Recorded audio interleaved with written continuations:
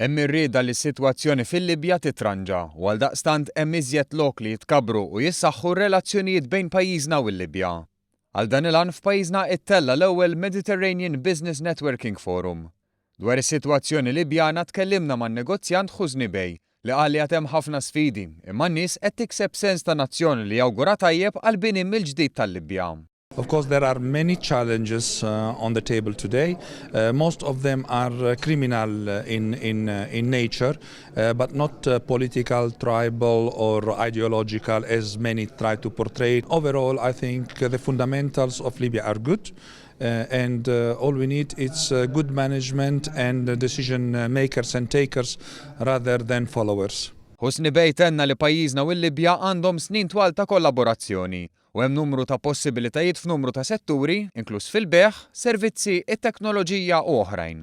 The relation is very strong and the opportunities of course are very good because Malta has built very much on education and has built very much on capacity building of its own people and the Maltese people in general, managers or staff, find themselves very much at home whenever they are in Libya. F'din il-konferenza mtella mill-Libya Africa Investment Portfolio u l-Libyan Maltese Chamber of Commerce, il-Ministru għall-Ekonomija Chris Cardona tenna li reġjun Mediterranju għaddej minn żmien ta' sfidi.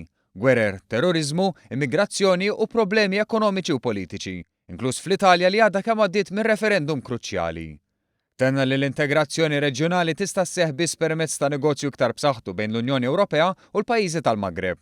U bekk iktar negozju u investiment iżid it-tkabbir ekonomiku, il-ħolqien tal-impjiegi, livell ogħla tal-ħajja u stabbiltà politika u soċjali u għaldaqstant il-paċi. Għaliex tenna Mediterran stabbli huwa neċessarju għal futur tal-Ewropa.